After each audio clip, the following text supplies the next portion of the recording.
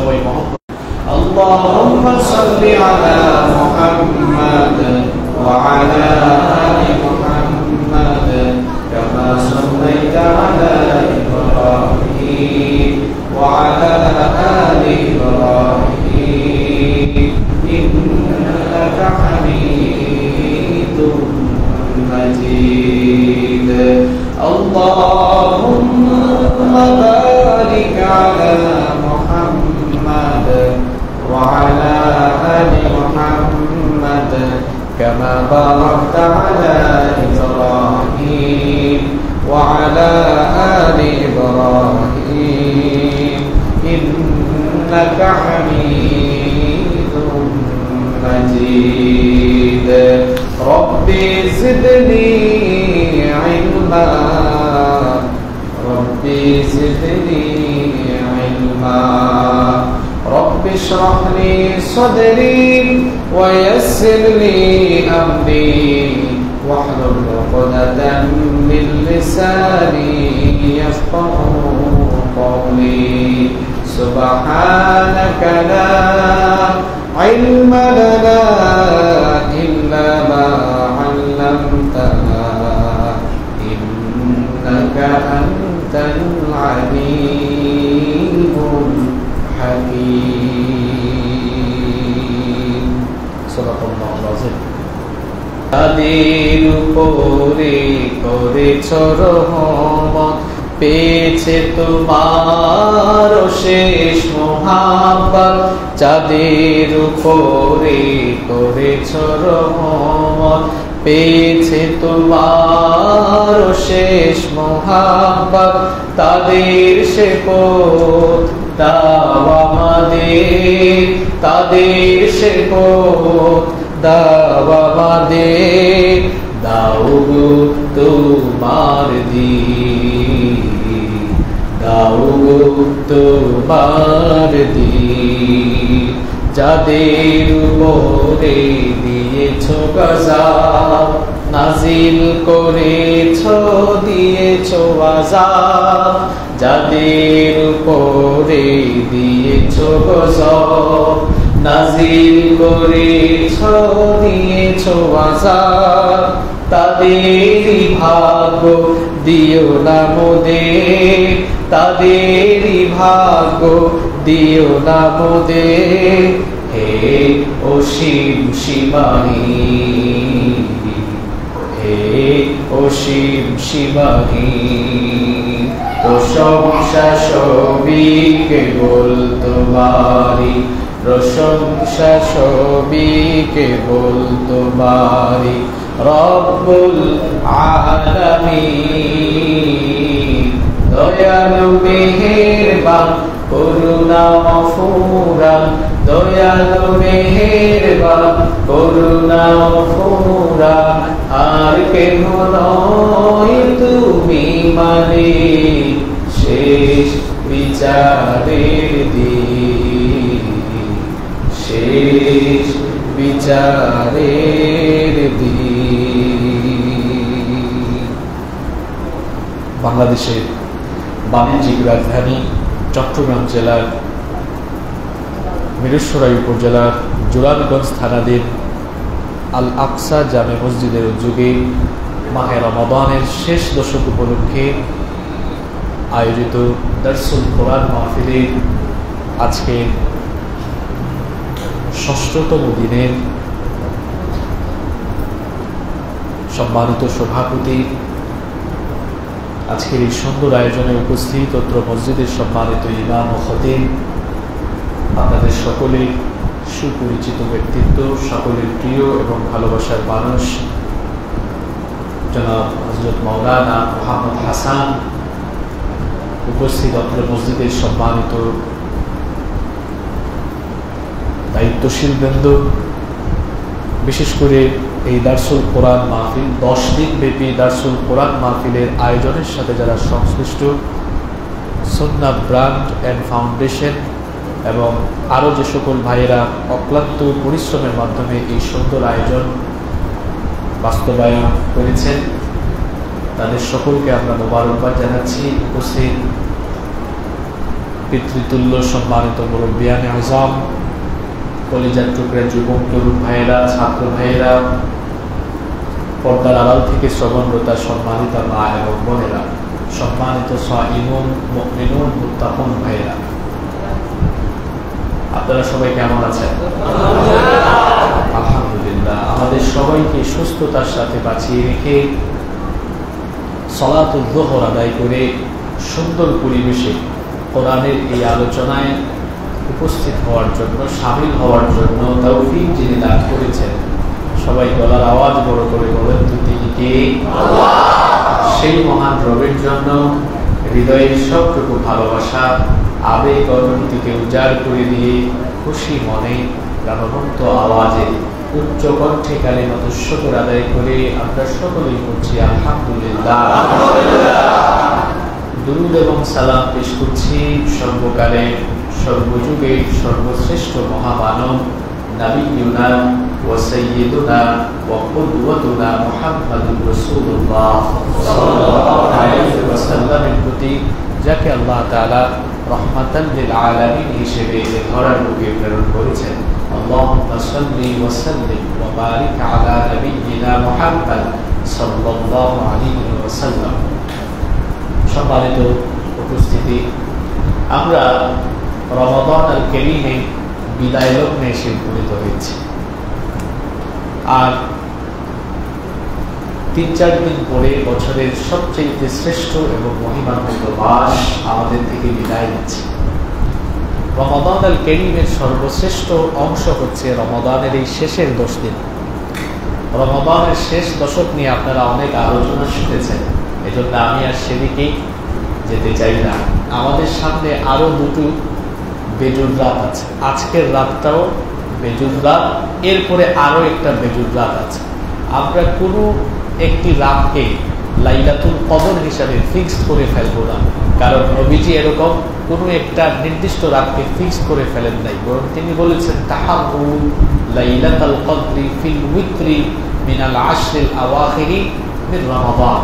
তিনি বলেছেন রমাদানের শেষ দশকের বেজুর রাতগুলোতে তোমরা লাইলাতুল কদর তালাশ করো। তো আজকের রাত বেজুর রাত, সামনে আরো একটা বেজুর রাত আছে।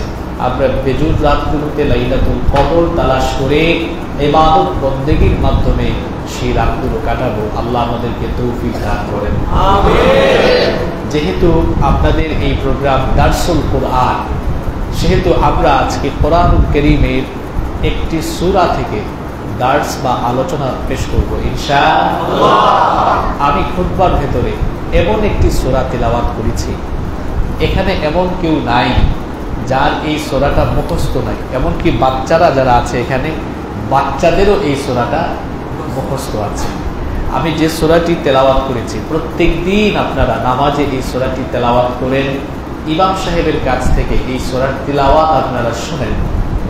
আমরা এই সূরাটি প্রতিনিয়ত তিলাওয়াত করি, প্রতিনিয়ত এই সূরার তিলাওয়াত শুনি, কিন্তু মাঝে মাঝে দেখা যায় ইমাম সাহেব যখন শুরু করেন আলহামদুলিল্লাহি রাব্বিল আলামিন আর রহমানির রহিম মালিকি ইয়াউমিদ্দিন তিলাওয়াত চলছে, পিছনে মুসল্লি কয়েকজন ফ্যান গুনে দেখি তো আল আকসা জামে মসজিদে ফ্যান আছে কয়টা, লাইট আছে কয়টা, আবার একটু ডানে বামে তাকায় দেখে কাতার ফিল আপ হইল কিনা, পেছনে লোকজন কেমন হইল, নামাজে দাঁড়িয়ে ডানে বামে তাকায়, মনোযোগী থাকে না, এরকম বহু নামাজি আছে না নাই?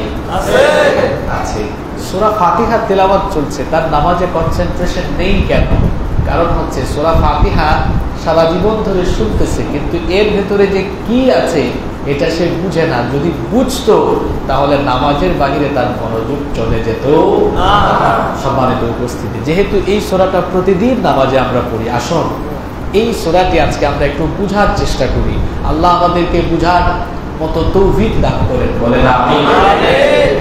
সূরাতুল ফাতিহা এটি হচ্ছে কোরআনুল কারীমের একেবারে শুরুতে অবস্থিত। ফাতিহা মানে হচ্ছে যা দিয়ে কোনো কিছু স্টার্ট করা হয়, শুরু করা হয়। আপনারা সকলেই জানেন কোরআনুল কারীমে মোট সূরার সংখ্যা কত বলেন তো? 114টা। 114টা সূরার মধ্যে সর্বপ্রথম যে সূরাটা সিরিয়ালে রাখা হয়েছে সেই সূরার নাম হচ্ছে সূরাতুল ফাতিহা। তার মানে কি এই যে সকল সূরার চাইতে সূরাতুল ফাতিহা বেশি গুরুত্বপূর্ণ? মোটেও তা নয়। কারণ কোরআনুল কারীমের প্রত্যেকটি সূরা, প্রত্যেকটি আয়াত, প্রত্যেকটি শব্দ, প্রত্যেকটি অক্ষরই গুরুত্বপূর্ণ। তাহলে সূরা ফাতিহাকে আগে রাখা হলো কেন? আগে রাখা হয়েছে এই কারণে, কোরআনুল কারীমের একমাত্র সূরা হচ্ছে সূরাতুল ফাতিহা, যেই সূরার ভেতরে কোরআনুল কারীমের গোটা কোরআনুল কারীমের মূল বিষয়বস্তু সামারি বা সারাংশ পাওয়া যায়। এই জন্য এই সূরাটিকে কোরআনুল কারীমের শুরুতে জায়গা করে দেওয়া হয়েছে। এই সূরাটি হচ্ছে নবী করিম সাল্লাল্লাহু আলাইহি ওয়াসাল্লামের কাছে সর্বপ্রথম নাজিল হওয়া পূর্ণাঙ্গ সূরা।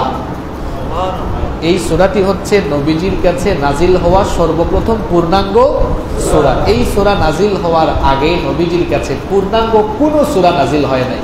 নাজিল হয়েছে খণ্ড খণ্ড কয়েকটা আয়াত।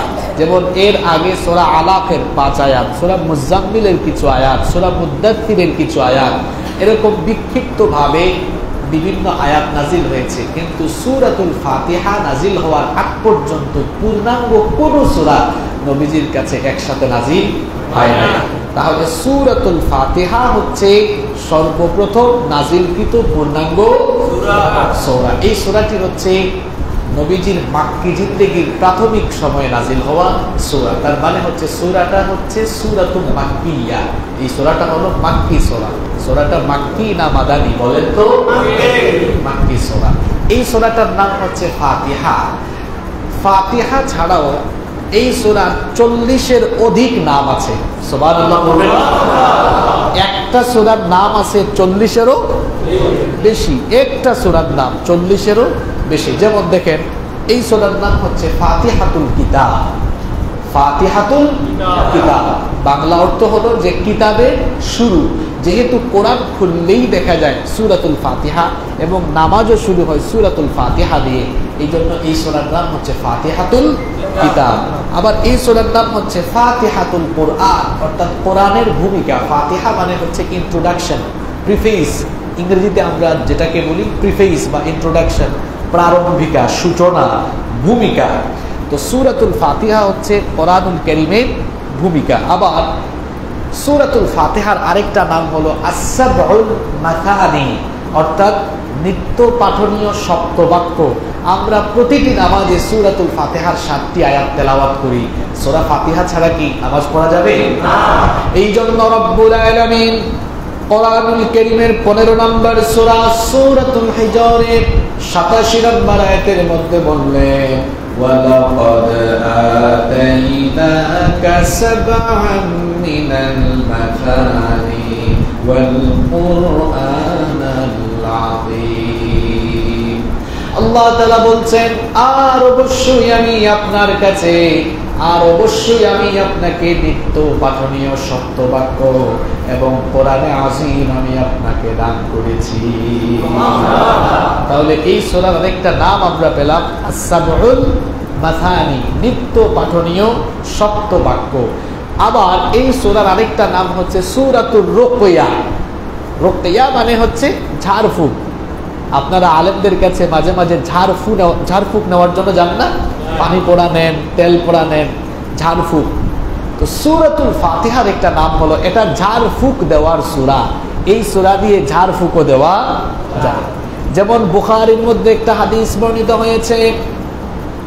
হাদিস বর্ণনাকারী সাহাবীর নাম হচ্ছে আবু সাঈদ আল খুদরি রাদিয়াল্লাহু আনহু। তিনি বলেছেন, আমরা একবার এক সফরে বের হলাম, এমন একটি এলাকায় আমরা গেলাম। ওই এলাকায় যাওয়ার পরে একজন দাসী এসে আমাদেরকে বলল, আমাদের এলাকা এই গোত্রের নেতাকে সাপে কামড় দিয়েছে, তোমাদের মধ্যে যদি কেউ ঝাড়ফুঁক দেওয়ার মতো থাকে তো আসো, আমাদের নেতা যিনি আছেন তাকে একটু ঝাড়ফুঁক করে দাও। আবু সাঈদ আল খুদরি রাদিয়াল্লাহু আনহু বলছেন, আমাদের মধ্য থেকে রাসূলের একজন সাহাবী ওই গোত্রের নেতা যাকে সাপে কেটেছে তাকে রুকিয়া করার জন্য, ঝাড়ফুঁক দেওয়ার জন্য সেখানে গেলেন। তিনি যখন তাকে সূরাতুল ফাতিহা পড়ে ঝাড়ফুঁক দিলেন, আল্লাহর শেষ কুদরতে ওই সাপে কাটা রোগীকে আল্লাহ তাআলা সুস্থ করে দিলে। সে সুস্থ হওয়ার পরে 30টা ছাগি ওই লোককে হাদিয়া দিল। সুবহানাল্লাহ। কতটা ছাগি? 30টা। পাশাপাশি সফরে যে কাফেলা ছিল সবাইকে দুধ এবং অন্যান্য ভালো ভালো খাবার দিয়ে আপ্যায়ন করলো। 30টা ছাগি আর যখন বিভিন্ন ধরনের উপঢৌকন হাদিয়া তারা পেলেন, তখন নবীজির সাহাবীরা বলাবলি করছেন, আচ্ছা তুমি যে কোরআন পড়ে ফু দিলা, এরপরে যে এত হাদিয়া পাইলা, এখন কোরআনের আয়াত দিয়া তুমি যে এত কিছু নিয়ে আসলা, এটা কি কোরআনের আয়াত বেচা হয়ে গেল না, বিক্রি হয়ে গেল না? তুমি যে কোরআন পড়ে ফু দিলা, ফাতিহা পড়ে, তাকে আল্লাহ ভালো করে দিলেন, এত হাদিয়া নিলা, এটা জায়েজ হবে কিনা, এটা আমাদের জন্য খাওয়া হালাল হবে কিনা? আমরা না খাইয়া চলে যাই নবীজির কাছে। নবীজিকে গিয়ে ঘটনা শোনালেন। নবীজি বললেন, তোমরা যে হাদিয়া পাইছো, হাদিয়ার অংশ কি আছে নাকি? কয় আছে। নবীজি বললেন, ভাগ করো। ভাগ কইরা এক ভাগ আমারে দিল। এই সূরার একটা নাম হলো সূরাতুর রুকিয়া। সূরাতুর অনেকগুলো নাম কিন্তু আমি বলতেছি, যে কয়টা মনে রাখতে পারেন মনে রাখেন, পারবেন তো ইনশাআল্লাহ। সূরা ফাতিহার 40-এরও বেশি নাম আছে। কতটারও বেশি? সবাই বলেন, কয়টারও বেশি? অনেকগুলো বলে ফেলেছি। ফাতিহাতুল কিতাব, ফাতিহাতুল কোরআন, তারপরে বললাম সাবউল মাসানি, এরপরে বললাম সূরাতুর রুকিয়া। আবার এই সূরার নাম হচ্ছে উম্মুল কোরআন। উম্মুল কোরআন, যার সহজ বাংলা হয় কিতাবের মা, কোরআনের মা।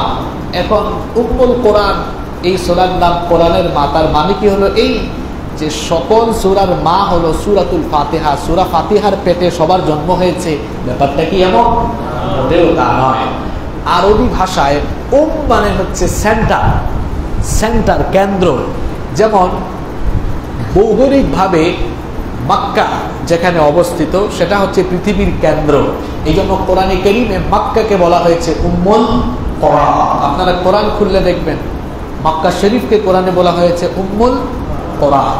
আবার উম্মুল, এটার আরেকটা অর্থ হচ্ছে কেন্দ্র, যেটাকে কেন্দ্র করে সবাই একীভূত হয়, একত্রিত হয়। তো সূরাতুল ফাতিহাকে উম্মুল কোরআন এই জন্য বলা হয়। এই সূরাটি হচ্ছে কোরআনের অন্যান্য সূরার সকল সার নির্যাস, মূল বিষয়বস্তু সূরাতুল ফাতিহার ভেতরে ঢুকিয়ে দেওয়া হয়েছে। এই জন্য এই সূরার নাম হচ্ছে উম্মুল কোরআন। এটা এমন একটা সূরা, এই সূরাকে কেউ যদি ব্যাখ্যা করা আরম্ভ করে, সূরাতুল ফাতিহা ব্যাখ্যা করলে হয়ে যায় পুরো কোরআনে কারীম। আবার পুরো কোরআনে কারীমকে কেউ যদি বলে সামারি করে, সংক্ষেপে পুরো কোরআনের একটা সামারি দাও, পুরো কোরআনকে ছোট করলে হয়ে যায় সূরাতুল ফাতিহা, সূরা ফাতিহাকে বড় করলে হয়ে যায় কোরআনে কারীম। সুবহানাল্লাহ। জন্য এই সূরার নাম হচ্ছে উম্মুল, সবাই বলেন উম্মুল কোরআন। এই সূরার আরেকটা নাম হচ্ছে সূরাতুস সালাত। সূরাতুস সালাত বলেন, এই সূরার নাম কি? সূরাতুস সালাত, সালাতের সূরা, নামাজের সূরা। আচ্ছা আপনারা বলেন তো, সূরা ফাতিহা যদি ইমাম সাহেব না পড়েন, আপনারা না পড়েন, ওই নামাজ কি হবে? সহিহ বুখারীতে হাদিস এসেছে, নবীজি বলেছেন, লা সালাতা লিমান লাম ইয়াকরা বিফাতিহাতিল কিতাব। সূরা ফাতিহা ছাড়া নামাজ আদায় হবে না। এই জন্য এটার নাম সূরাতুস সালাত, এটা নামাজের সূরা। আবার এই সূরার নাম হচ্ছে, আপনারা যে আলেমদের কাছে বিভিন্ন সময় পানি নিয়ে যান, তেল নিয়ে যান, আলেমরা মনে মনে তখন ঠোঁট নাড়ায়া পড়ে, আপনারা ভাবেন না জানি হুজুর কি জানি পড়ছে। হুজুর আসলে বেশি কিছু পড়ে না। হুজুর কি পড়ে সেটা আপনাদেরকে আজকে বলে দিয়ে যাই। হুজুর যে সূরাটা পড়েন সেটা হলো সূরাতুল, বলেন সূরাতুল। কারণ এই সূরার ভেতরে শিফা রেখে দিয়েছেন যিনি, গলার আওয়াজ বড় করে বলেন তিনি কে? আল্লাহ। এই সূরার আরেকটা নাম হলো সূরাতুল ওয়াফিয়া। ওয়াফিয়া এর অর্থ হলো পূর্ণত্বপ্রাপ্ত বা পূর্ণতা লাভকারী সূরা। অন্যান্য যে কোনো সূরা আপনি অল্প যদি নামাজে পড়েন, নামাজ হয়ে যাবে। আচ্ছা আমরা মনে করেন এখন কিছুক্ষণ পরে আসরের নামাজে দাঁড়াবো। আসরের নামাজে কেউ যদি সূরা ইয়াসিনের 10 আয়াত প্রথম রাকাতে পড়ে, নামাজ কি বাতিল হয়ে যাবে? কথা বলেন আপনারা, বাতিল হয়ে যাবে? দ্বিতীয় রাকাতে কেউ যদি আবার সূরা নাজিয়াতের 7-8 আয়াত পড়ে, তো পূর্ণাঙ্গ সূরাটা না পড়ার কারণে তার নামাজ কি বাতিল হয়ে যাবে? যাবে না। তাহলে বোঝা গেল অন্যান্য যে কোনো সূরা ভেঙে ভেঙে পড়া যায়, ভেঙে ভেঙে পড়া যায়, কিন্তু একটি সূরাকে খণ্ড খণ্ড করে ভেঙে ভেঙে কেটে কেটে পড়া যায় না, সেই সূরার নাম সূরাতুল ফাতিহা। মনে করেন, উদাহরণ দেই, ইমাম সাহেব নামাজে দাঁড়ালেন, আল্লাহু আকবার, ইয়্যাকা না'বুদু ওয়া ইয়্যাকা নাস্তাঈন ইহদিনাস সিরাতাল মুস্তাকিম সিরাতাল লাযীনা আন'আমতা আলাইহিম গায়রিল মাগদুবি আলাইহিম ওয়ালাদ-দাল্লিন।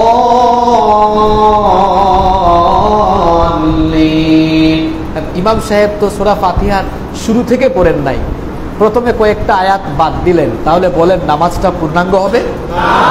তাহলে এটা এমন একটা সূরা, এটাকে ভেঙে ভেঙে পড়া যায় না, পড়লে শুরু থেকে শেষ পর্যন্ত পুরাটাই পড়তে হবে, কারণ এই সূরার নাম হচ্ছে সূরাতুল ওয়াকিয়া। সূরাতুল ওয়াকিয়া, বলেন সূরাতুল ওয়াকিয়া। ওয়াকিয়া মানে হচ্ছে পূর্ণতা লাভকারী সূরা, যেটা পূর্ণতা পেয়েছে। এই সূরার আরেকটা নাম হলো সূরাতুর রাস। রাস মানে হলো মাথা বা মগজ। মগজ কোথায়? মগজ হলো মাথার কেন্দ্রস্থলে অবস্থিত। সূরা ফাতিহাকে সূরাতুর রাস বলা হয় এই জন্য, গোটা কোরআনে যা আলোচনা হয়েছে এর মূল কেন্দ্রবিন্দু হলো সূরাতুল ফাতিহা, এই জন্য এই সূরাকে বলা হয় সূরাতুর রাস। আবার এই সূরার নাম হচ্ছে সূরাতুল কাফিয়া। কাফিয়া মানে হলো এনাফ, যথেষ্ট। এই সূরা পূর্ণাঙ্গভাবে আদায় না করলে নামাজ যথেষ্ট হবে না, এই জন্য এই সূরার নাম সূরাতুল কাফিয়া। এই সূরার নাম হচ্ছে সূরাতুল কানজ। কানজ মানে হলো খনি। এই সূরার ভেতরে সম্পদের খনি নাই, এই সূরার ভেতরে আছে জ্ঞানের খনি, বিজ্ঞানের খনি। শোনেন, আজকের এই যুগে নাস্তিক, মোরতাদ এবং বিজ্ঞান মনস্ক মানুষ যারা খুব বেশি বিজ্ঞানের চেতনা লালন করে আর কোরআনকে ধর্মীয় কিতাব মনে করে কোরআন থেকে দূরে সরে যায়, তারা জানে না যে কোরআনুল কারীম এমন একটি সায়েন্টিফিক কিতাব, আল্লাহর কালামের প্রথম আয়াতটাই হচ্ছে বিজ্ঞানের আয়াত। সুবহানাল্লাহ। কিভাবে বিজ্ঞানের আয়াত? এই যে প্রথম আয়াত, আলহামদুলিল্লাহি রাব্বিল আলামিন। কোরআনের প্রথম আয়াত, সূরা ফাতিহার প্রথম আয়াতে বিজ্ঞানের তথ্য দেওয়া আছে। কোথায় বিজ্ঞানের তথ্য? আচ্ছা, এই সূরার প্রথম আয়াতের অর্থ কি? আলহামদুলিল্লাহ, সমস্ত প্রশংসা কার? আল্লাহ। আল্লাহ তিনি কে? তার পরিচয় কি? রব্বিল, জোরে বলেন, রব্বিল আলামিন, যিনি জগৎ সমূহের প্রতিপালক। জগৎ, পৃথিবী হলো একটা জগৎ, এর বাহিরে আরো বহু জগৎ আছে না নাই? তাহলে কোরআনুল কারীমের প্রথম সূরার প্রথম আয়াতে বহুমাত্রিক জগতের ধারণা দেওয়া হয়েছে। কোরআন নাজিল হয়েছে ১৫০০ বছর আগে। আপনারা বলেন তো, পৃথিবীতে ১৫০০ বছর আগে কোনো বিজ্ঞানী ছিল? বিজ্ঞানের তখন জন্ম হয়েছে? তাহলে বহুমাত্রিক জগতের ধারণা কোরআন দিয়েছে তখন, পৃথিবীতে বিজ্ঞান ছিল না যখন। আজকের বিজ্ঞান বহুমাত্রিক জগৎ সম্পর্কে ধারণা পেয়েছে। বিজ্ঞান দেখেছে পৃথিবীর বাহিরে আরো বহু জগৎ আছে। এই যে পৃথিবী, এটা একটা গ্রহ, এর বাহিরে আরো অনেকগুলা গ্রহ আছে। বুধ, শুক্র, পৃথিবী, মঙ্গল, বৃহস্পতি, ইউরেনাস, নেপচুন, এগুলা আপনারা ছোটবেলায় শিখছেন না? এগুলো সব হলো একটা সৌরজগতের ভেতরে। এরকম এক একটা গ্যালাক্সির ভেতরে অসংখ্য সৌরজগৎ আল্লাহ তাআলা সৃষ্টি করেছেন। সৌরজগৎ আছে, আছে উদ্ভিদ জগৎ, পশু জগৎ, অরণ্য জগৎ, মরু জগৎ, সমস্ত জগতের কথা এই সূরার প্রথম আয়াতে বলা হলো। আর বহুমাত্রিক জগতের ধারণা দিয়ে বিজ্ঞান মনস্ক মানুষের মগজকে ফ্রেশ করে দেওয়া হলো যে বিজ্ঞান খোঁজার জন্য কোরআনের বাইরে যাওয়া লাগবে না। গোটা কোরআনের ভেতরে জ্ঞান বিজ্ঞানের থিওরি যিনি দিয়েছেন, গলার আওয়াজ বড় করে বলেন তিনি কে? তাহলে এই সূরার নাম হলো সূরাতুল কানজ। এটা খনির সূরা। সূরা ফাতিহার ভিতরে কিসের খনি? আরো জোরে বলেন, জ্ঞান বিজ্ঞানের খনি। এই সূরার আরেকটা নাম হলো সূরাতুস সুআল, চাওয়ার সূরা। কিভাবে চাইতে হয়, কিভাবে চাইতে হয় এটা শেখানো হয়েছে যেই সূরায়, সেই সূরার নাম সূরাতুল ফাতিহা। কেমনে চাইবেন? আচ্ছা, চাইবেন কেমনে? হাত তুলেই কি আপনি বলবেন আল্লাহ আমারে সম্পদ দেন, আমারে সন্তান দেন, রিজিক দেন? না না না।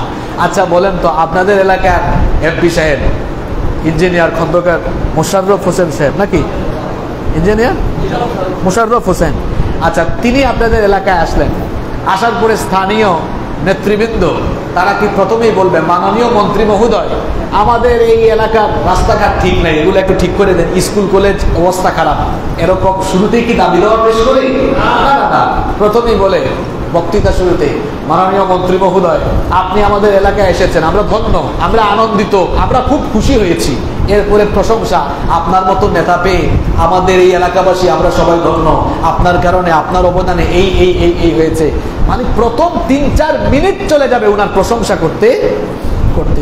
এটা শুধু উনার বেলায় না, যে কোনো মানুষের বেলায়, বক্তৃতার ক্ষেত্রে কারো কাছে কোনো দাবি পেশ করলে আমরা প্রথমে কি করি? তার প্রশংসা করি। প্রশংসা করে তারপরে আমরা নিজেদের পরিচয় দিই যে আমরা অত্র এলাকার বাসিন্দা, এই এলাকায় বাস করি, এই এলাকায় ক্ষেত খামার করি, এই এলাকার স্কুল কলেজে যাওয়া আসা করি, পরিচয় শুরু হয়। এরপরে শেষের দিকে গিয়ে দাবি দাওয়া পেশ করা হয়। সূরা ফাতিহার মধ্যে এই ট্রেনিংটা দেওয়া হয়েছে যে আল্লাহর কাছে যখন আমরা চাইবো, দোয়া করব, কেমনে দোয়া করব? শুরুতেই চাইবো না, দোয়ার শুরু হবে আল্লাহর প্রশংসা দিয়ে, বড়ত্ব ঘোষণা করে। আপনি প্রথমেই আল্লাহর প্রশংসা করবেন, আল্লাহর গুণকীর্তন করবেন, আল্লাহর শ্রেষ্ঠত্ব বর্ণনা করবেন, তারপরে নিজেকে তুচ্ছ করে আল্লাহর সমীপে নিবেদন করবেন। এরপরে ফাইনালি আপনি আপনার মনের চাওয়াগুলো আল্লাহর কাছে বলবেন। তাহলে চাওয়ার এই সুন্দর পদ্ধতি যে সূরায় আল্লাহ শিক্ষা দিয়েছেন, সেই সূরার নাম সূরাতুল ফাতিহা। এই সূরার নাম হচ্ছে সূরাতুস সুআল, এটা চাওয়ার সূরা। এরপরে এই সূরার নাম হচ্ছে সূরাতুল ওয়াজিবা, এটা আবশ্যক সূরা, কারণ এটা নামাজে তেলাওয়াত করা আবশ্যক। এই সূরার নাম হচ্ছে সূরাতুন নূর, এই সূরার মধ্যে নূর আছে। বুখারীর হাদিসে নবীজি বলেছেন সূরা ফাতিহা এবং সূরা বাকারার শেষ আয়াতগুলোতে আল্লাহ নূর দিয়েছেন, যা পূর্ববর্তী কোন নবী রাসূলকে দেওয়া হয় না। আল্লাহু আকবার। সূরা ফাতিহার আরেকটা নাম হচ্ছে সূরাতুত তাফওয়ীদ, মানে হচ্ছে সুপর্দ করে দেওয়া। সূরা ফাতিহার মাধ্যমে আমরা নিজেদেরকে সুপর্দ করে দিই কার কাছে? সূরা ফাতিহার আরেকটা নাম হচ্ছে সূরাতুল হামদ, এটা প্রশংসার সূরা। এই সূরায় বেশি বেশি প্রশংসা করা শিখিয়েছেন কে? আল্লাহ। এই সূরার নাম হচ্ছে সূরাতুশ শুকর, এটা শুকরিয়ার সূরা। এই সূরার আরেকটা নাম হলো সূরাতুত তা'লিমুল মাসআলা, মাসআলা শিক্ষার সূরা। এই সূরার আরেকটা নাম হচ্ছে সূরাতুদ দুআ, এটা দোয়ার সূরা, কারণ সূরা ফাতিহার ভেতরে দোয়া আছে না? আছে। এই যে এই সূরা ফাতিহার আমি তো প্রায় মনে হয় 25-26টা নাম বলে ফেলেছি। সূরাতুল ফাতিহার ফাতিহা ছাড়াও 40-এরও অধিক নাম আছে। আপনাদের কি কষ্ট হচ্ছে? বিরক্ত লাগতেছে? আমরা 20-25 মিনিট থাকতে পারবো তো? চলেন সূরা ফাতিহার ভিতরে কি আছে আজকে একটু খুঁজে বের করি। এই সূরার ফজিলত বলি। এই সূরাটার ফজিলত কেন? নবীজি বলেছেন এটা এমন একটা সূরা, এই সূরা ছাড়া নামাজ শুরু করা যায় না। আবার সূরাতুল ফাতিহা কোরআনে কারীমের ভেতরে আল্লাহ দিয়েছেন, নবীজি বলেছেন আমার পূর্বে পৃথিবীতে যত নবী রাসূল এসেছেন, সূরা ফাতিহার মতো এত দামি সূরা, এত সুন্দর সূরা আল্লাহ কোনো নবীকেই দেন নাই। সুবহানাল্লাহ।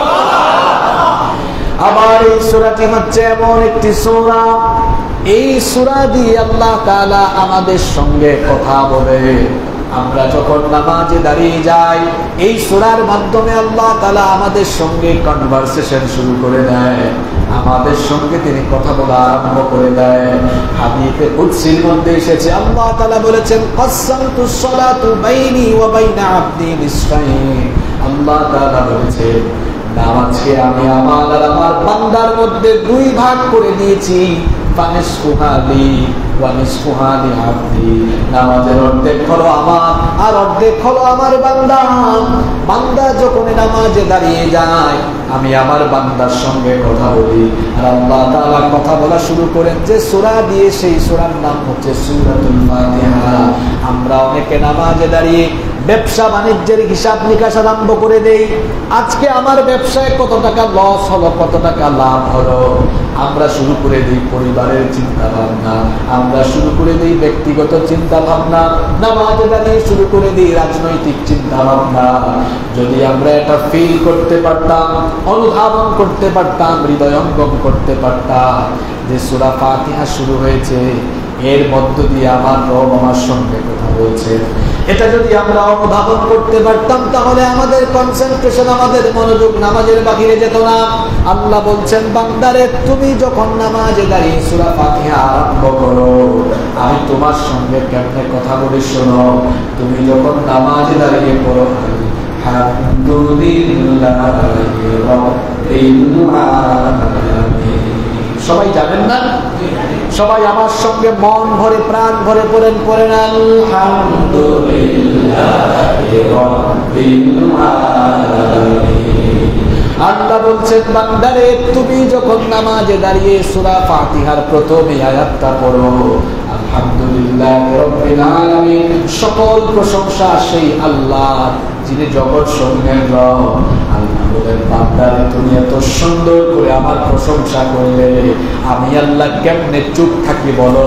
আমি তখন চুপ থাকি না, সঙ্গে সঙ্গে তোমাকে নামাজের ভেতরে জবাব দিয়ে দেই, হামিদানি আবদি, আমার বান্দা নামাজে দাঁড়িয়ে আমার প্রশংসা করলো।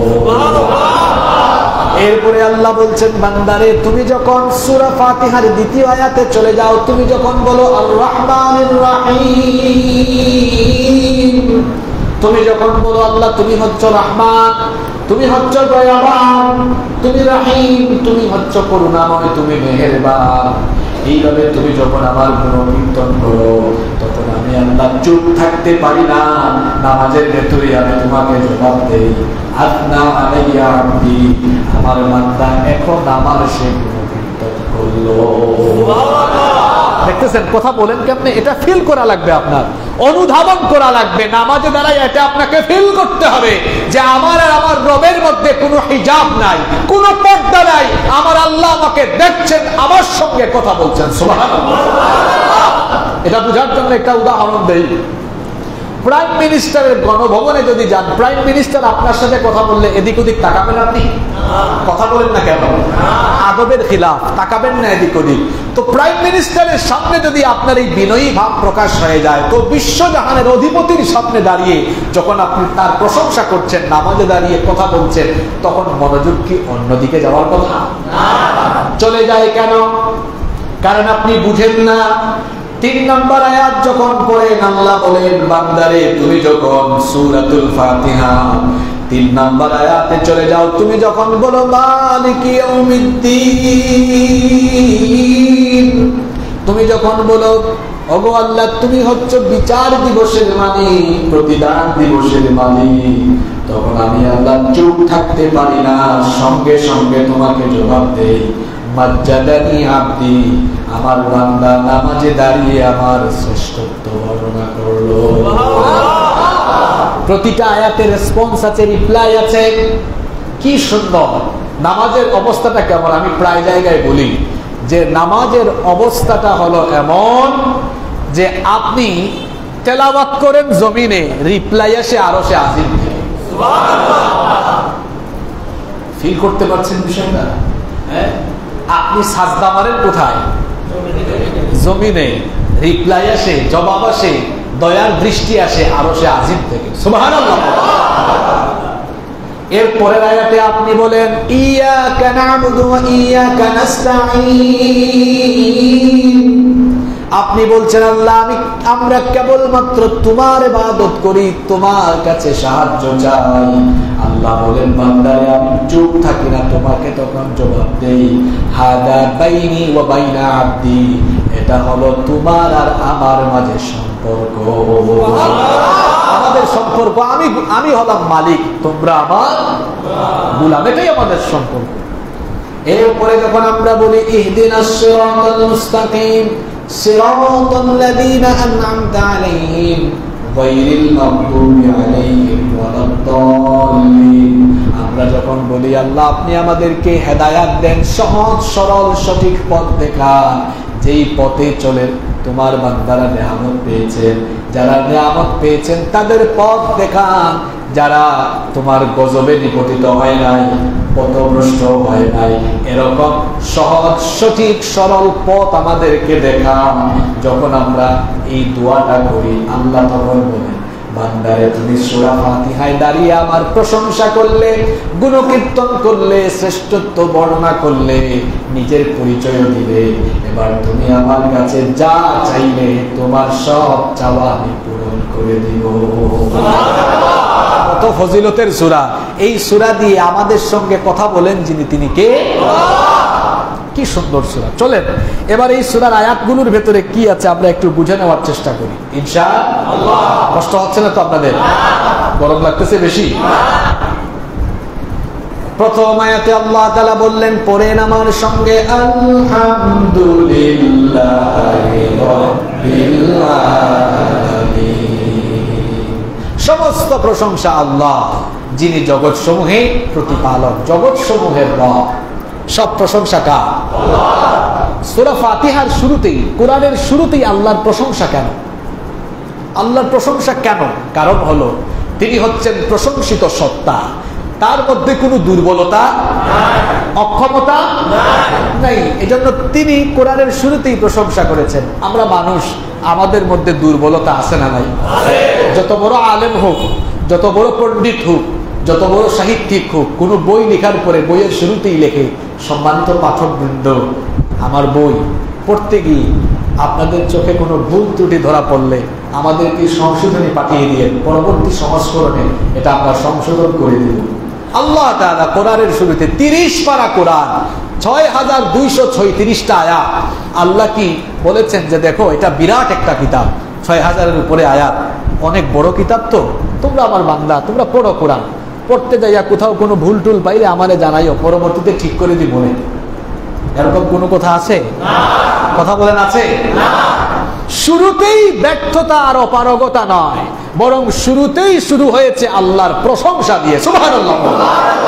আল্লাহ বোঝাতে চেয়েছেন তিনি দুর্বলতা থেকে মুক্ত, অক্ষমতা থেকে, অপারগতা থেকে সম্পূর্ণ মুক্ত। তিনি কে? আল্লাহ শুরুতেই প্রশংসা করলেন।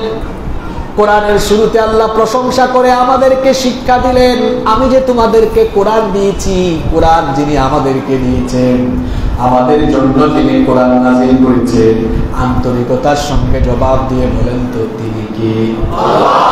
এই কোরআন যদি আল্লাহ আমাদেরকে না দিতেন, আমরা জান্নাতের পথ খুঁজে পেতাম না। এই কোরআন যদি আল্লাহ আমাদেরকে না দিতেন, সোজা পথের সন্ধান আমরা পেতাম না। যেহেতু আল্লাহ আমাদেরকে কোরআন দিয়েছেন, কোরআনের শুরুতে আল্লাহ নিজেই নিজের প্রশংসা করে আমাদেরকে শিখিয়েছেন, বান্দারে তোমাদেরকে কোরআন দিয়েছি, কোরআন দেওয়ার কারণে আমার শুকরিয়া জানাও, আমার শুকরিয়া করে তোমরা প্রথমে কোরআন খুলে পড়ো, আলহামদুলিল্লাহি রাব্বিল আলামিন। সমস্ত প্রশংসা হবে কার? আলিফ লাম জুড়ে দেওয়া হয়েছে, হামদের সাথে আলিফ লাম দেওয়া হয়েছে, এটাকে বলা হয় আলিফ লামে ইস্তিগরাকি। সমস্ত প্রশংসা একমাত্র তার হবে, সমস্ত প্রশংসা একমাত্র কার হবে? কারণ তিনি প্রশংসা পাওয়ার যোগ্য। আমরা অনেক সময় সুন্দর যে কোনো জিনিস দেখে বলি ওয়াও কি সুন্দর, অ্যামেজিং, ফ্যান্টাস্টিক। যেটার প্রশংসা করলেন এটা প্রশংসা পাওয়ার দাবি রাখে না, বরং এটাকে সুন্দর করে যিনি বানিয়েছেন সেই মহা কারিগর প্রশংসা পাওয়ার দাবি রাখেন। এজন্য ওয়াও ফ্যান্টাস্টিক না বলে প্রশংসা তার করেন যিনি বানালেন, বলেন মাশাআল্লাহ, সুবহানাল্লাহ, আলহামদুলিল্লাহ। প্রশংসা হবে কার? এটা শিখালেন কে? আল্লাহর প্রশংসা করবেন দুইটা কারণে। কয়টা কারণে? জোরে বলেন, কয়টা? এক নম্বর কারণ হলো তিনি হচ্ছেন সকল গুণে গুণান্বিত, এমন কোন গুণ নাই যা যে গুণ তার মধ্যে বিদ্যমান। দেখেন আল্লাহ, সবাই একটা ডাক দেন তো আল্লাহকে, আল্লাহ। এটা হচ্ছে আল্লাহ তাআলার জাতি নাম, সত্তাগত নাম। এটা ছাড়াও আল্লাহর গুণবাচক অনেক নাম, এক এক নাম এক এক গুণ প্রকাশ করে।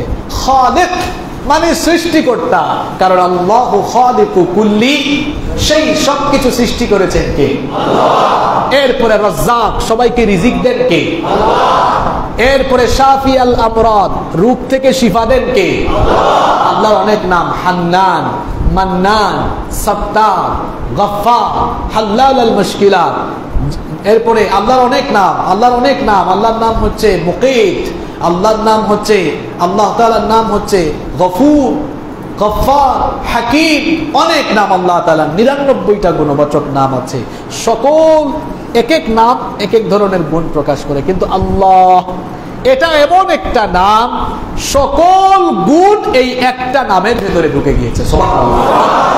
কেন আল্লাহর প্রশংসা করবেন? কারণ তিনি হচ্ছেন সকল গুণে গুণান্বিত, সকল বৈশিষ্ট্যে বৈশিষ্ট্য মণ্ডিত। আর দুই নম্বর কারণ, এজন্যই আপনি আল্লাহর প্রশংসা করবেন, কারণ তিনি হচ্ছেন সবচেয়ে বড় দয়া, সবচেয়ে বড় অনুগ্রাহক। সবার উপরে অনুগ্রহ এবং দয়া যিনি বর্ষণ করেন তিনি কে? আল্লাহ। আমাদের উপরে আল্লাহর কত দয়া, কত নিয়ামত দিয়েছেন, আপনারা গুনে গুনে শেষ করতে পারবেন? কথা বলেন, শেষ করতে পারবেন? রব্বুল আলামিন কোরআনুল কারীমের 16 নম্বর সূরা সূরাতুন নাহলের 18 নম্বর আয়াতে বললেন, ওয়া ইন তাউদ্দু নি'মাতাল্লাহি লা তুহসুহা ইন্নাল্লাহা লাগফুরুর রহিম।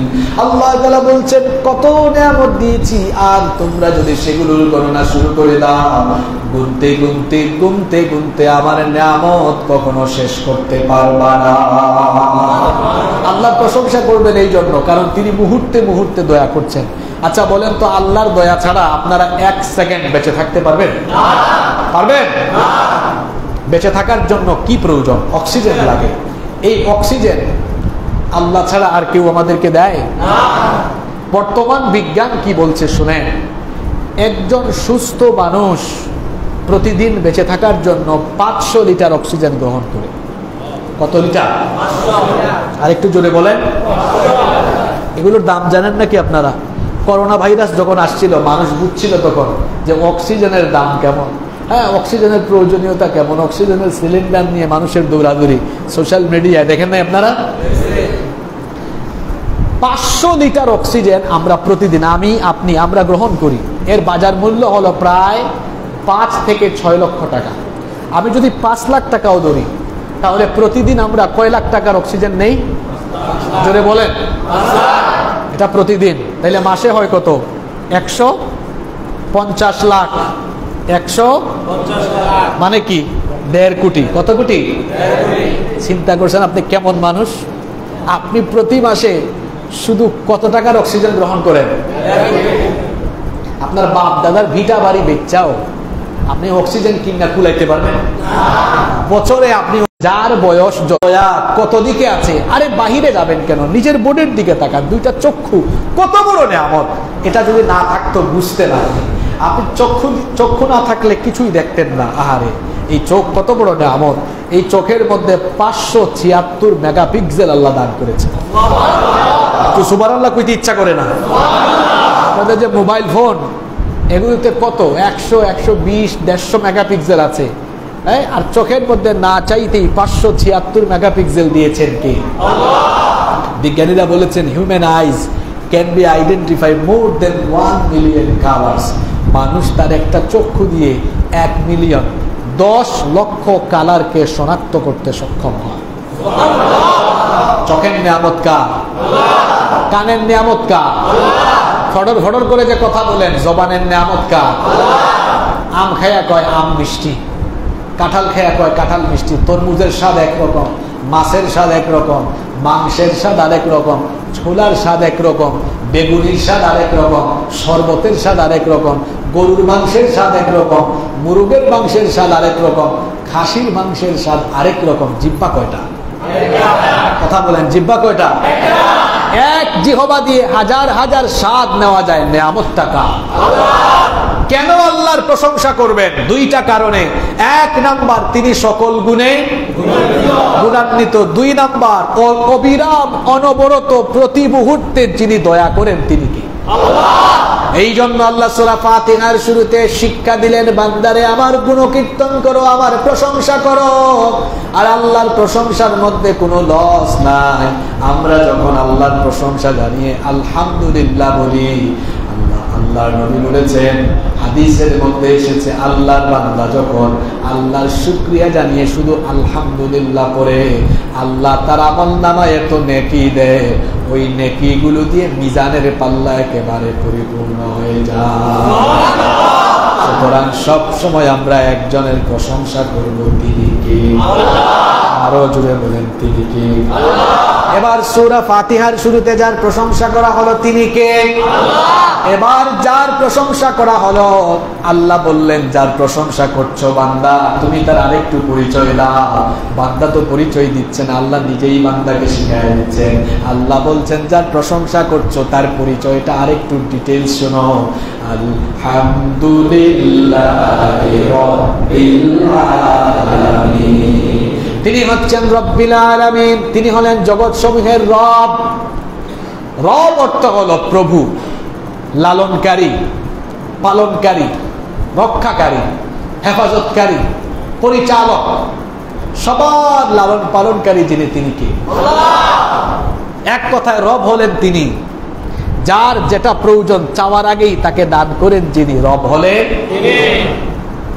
দেখেন, আমরা যখন মায়ের পেটে ছিলাম, রুহ দেওয়ার পরে আমাদের খাবার দাবারের প্রয়োজন, আমরা তখন পেটের ভেতর থেকে আল্লাহর কাছে অ্যাপ্লিকেশন করে চাই নাই আল্লাহ আপনি আমাদেরকে খাবার দেন, বরং তখন মায়ের মাসিক অসুখ বন্ধ করে দিয়ে মায়ের পেটের ভেতরে আমাদের জন্য খাবারের ব্যবস্থা যিনি করলেন তিনি কি?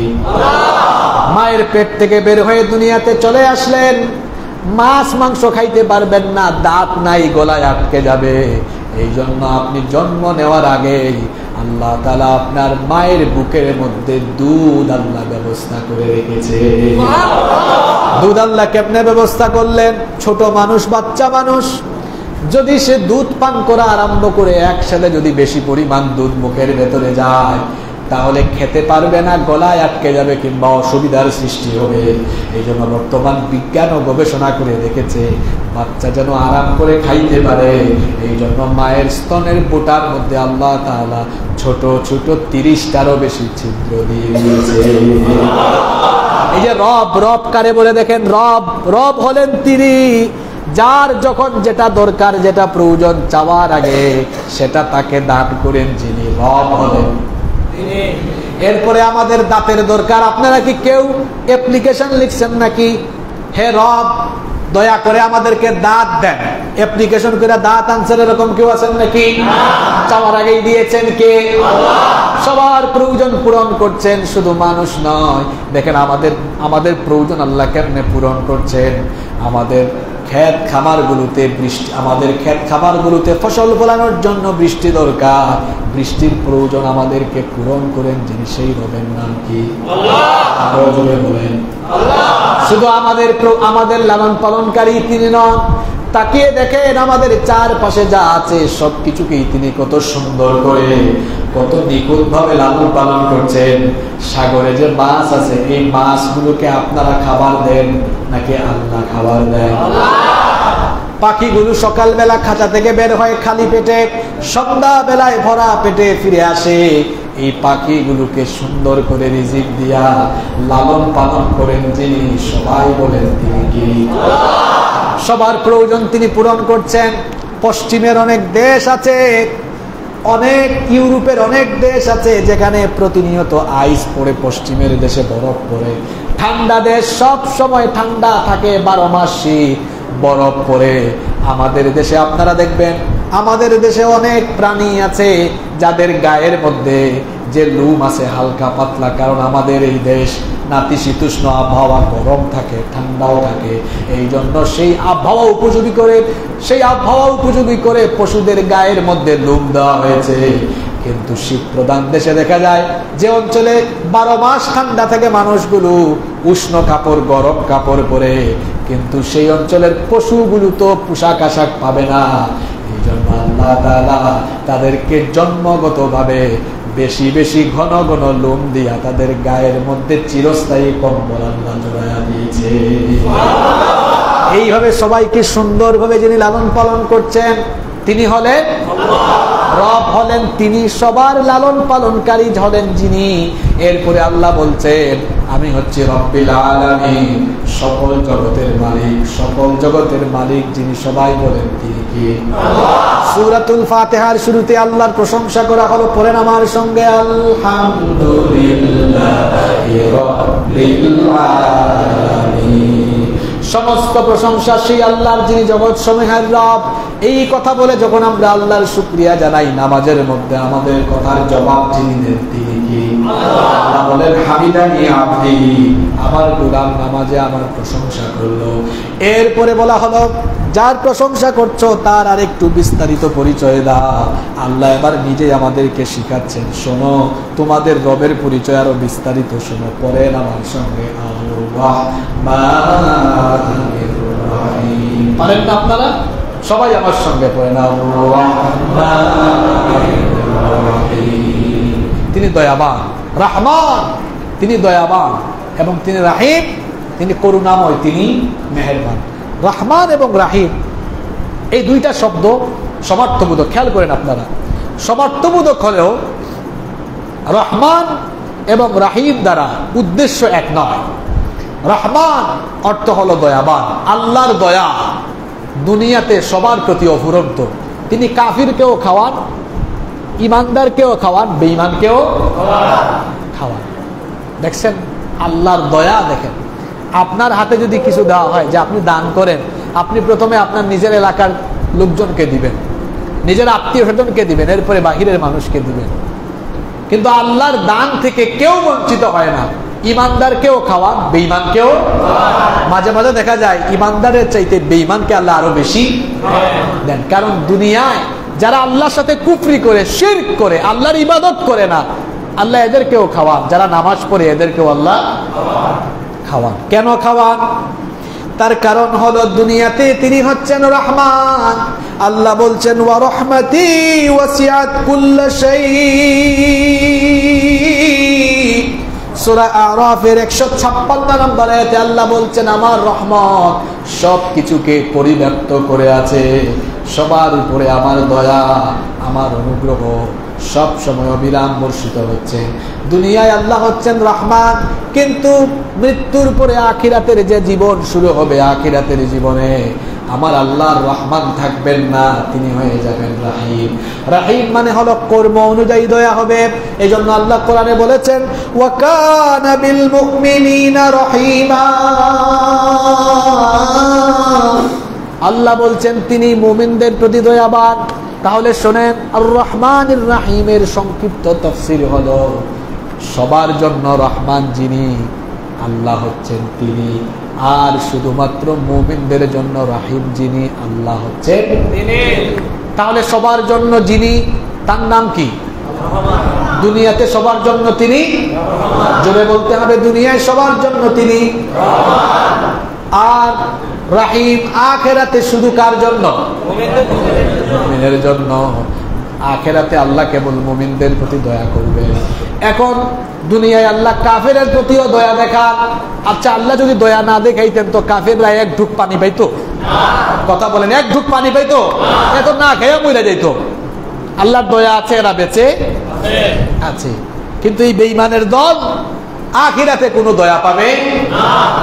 শুধু দয়া পাবে কারা? দয়া ছাড়া কোনো মুমিন জান্নাতে যাইতে পারবে না। ঘটনা তো একটা মনে পড়ে গেছে, বলবো?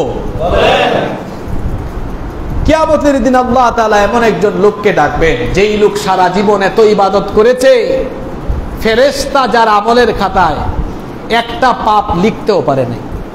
সুবহানাল্লাহ পড়বেন না? গুনাহের খাতা ওপেন হয় না, এমন একজন নেককার লোক। তাকে আল্লাহ ডেকে বলবেন উদখুলিল জান্নাতা বিরহমাতি, তুমি আমার দয়ায় জান্নাতে ঢুকো।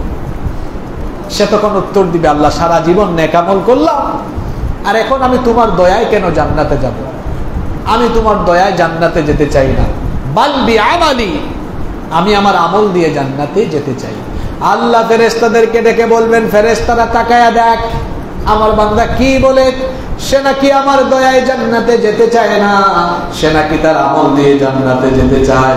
তো আমিও দেখতে চাই আমার বান্দার নেক আমলের পরিমাণ বেশি নাকি আমার বান্দার প্রতি আমার দয়ার পরিমাণ বেশি।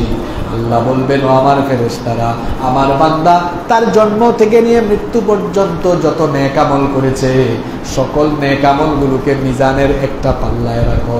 আর আমি আমার বান্দার প্রতি তো অনেক দয়া করেছি, কত দয়া করেছি, বান্দা গুনেও শেষ করতে পারবে না। এত দয়ার দরকার নাই।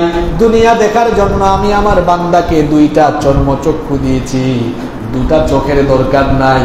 একটা চোখের নেয়ামতকে মিজানের আরেক পাল্লায় রাখো। যখন ফেরেশতারা মিজানের এক পাল্লায় বান্দার সারা জীবনের নেক আমল রাখবে, আর আরেক পাল্লায় যখন আল্লাহর দেওয়া একটা চোখের নেয়ামত রাখবে, দেখা যাবে বান্দার সারা জীবনের নেক আমলের চাইতে আল্লাহর দেওয়া একটা চক্ষু নামক নেয়ামতের পাল্লা ভারী হয়ে যাবে। বান্দা তার ভুল বুঝতে পারবে, আমার সারা জীবনের আমলের চাইতে আমার আল্লাহর দয়া হলো, করুণা হলো সবচেয়ে বড়। আল্লাহর করুণা ছাড়া জান্নাতে আমি যেতে পারবো না। তখন বান্দা ভুল বুঝতে পেরে বলবে, ওগো আমার রব, আমি আমি আমার ভুল বুঝতে পেরেছি, দয়া করে আমায় মাফ করো, আর তোমার দয়ায় আমার জান্নাত আমাকে তুমি দান করো।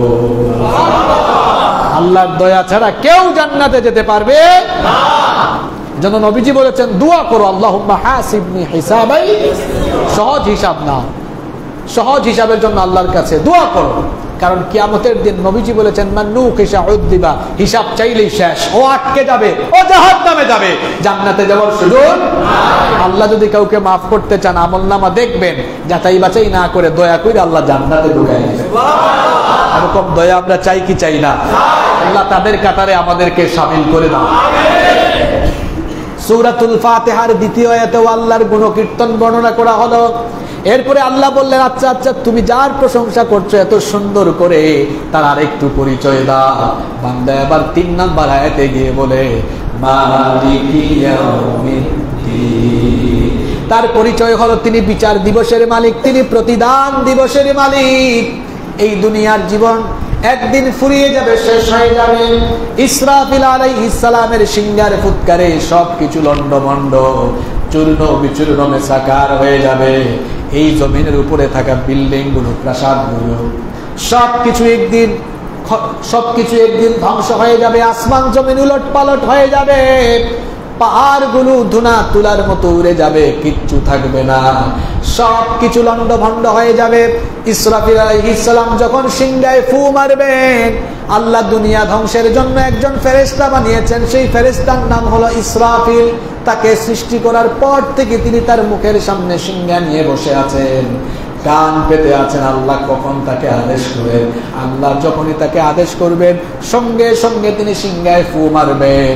যখনই তিনি সিংহায় ফু মারবেন তখন অবস্থা কেমন হবে আল্লাহ বলছেন, তখন আসমান জমিন উলট পালট হয়ে যাবে। জমিনের উপরে থাকা বিশাল বিশাল ভবন, প্রাসাদ, অট্টালিকাগুলো খসে পড়ে যাবে, সবকিছু লন্ডভন্ড মেসাকার হয়ে যাবে। এই যে পাহাড়গুলো আমরা দেখি, আল্লাহ বলছেন ইয়াউমা তারজুফুল আরদু ওয়াল জিবালু ওয়া কানাতিল জিবালু কাসীবাম মাগিলা। আল্লাহ বলছেন সিংহায় ফুৎকারের পরে এমন ভাবে জমিনটাকে প্রকম্পিত করা হবে, জমিনের উপরে থাকা পাহাড়গুলো বালুর মতো উড়ে যাবে। আল্লাহু আকবার। অন্য আয়াতে আল্লাহ বলেছেন ওয়া তাকুনুল জিবালু কালহিনিল মানফুশ, পাহাড়গুলো ধুনা তুলার মতো উড়ে যাবে, কিচ্ছু থাকবে না, সবকিছু লন্ডভন্ড হয়ে যাবে। গাছপালা, বিল্ডিং, ঘর বাড়ি, তরুলতা, উদ্ভিদকুল, প্রাণীকুল সব শেষ হয়ে যাবে। সব যখন শেষ হয়ে যাবে আল্লাহ তখন বলবেন ইয়া দুনিয়া, হে দুনিয়া, আইনা ইমারুকি, তোর বুকের উপরে থাকা মানুষের ঘর বাড়ি, বিল্ডিং আর প্রাসাদগুলো, টাওয়ারগুলো কোথায়? আল্লাহ বলবেন ইয়া দুনিয়া আইনা আশজারুকি, তোর বুকের উপরে থাকা দুনিয়ার গাছপালাগুলো কোথায়? আল্লাহ বলবেন ইয়া দুনিয়া আইনা আনহারুকি, তোর বুকের উপরে বহমান থাকা নদ নদীগুলো কোথায়? আল্লাহ বলবেন আইনাল জব্বারিন, হে দুনিয়া, তোর বুকের উপরে দম্ভ ভরে বিচরণ করা জালিমগুলো, স্বৈরাচারীগুলো কোথায়? যারা মানুষের উপরে জুলুম করত। আল্লাহ প্রশ্ন করবেন, কেউ তখন নাই জবাব দেওয়ার মতো, কেউ নাই, কেউ নাই। আল্লাহ বলবেন লিমানিল মুলকুল ইয়াউম, আজকে ক্ষমতা কার? আল্লাহ। আপনারা তো জবাব দিলেন, কিন্তু জবাব দেওয়ার জন্য আপনারা তখন থাকবেন নাকি? আপনারাও থাকবেন না, কেউ থাকবে না। আল্লাহ একাই প্রশ্ন করবেন, একাই আবার জবাব দিবেন। আল্লাহ নিজেই প্রশ্ন করে নিজেই জবাব দিবেন। লিল্লাহিল ওয়াহিদিল কাহ্হার, আজকে কেবল মালিকানা, কর্তৃত্ব, ক্ষমতা চলবে একজনের। জোরে বলেন তিনি কে?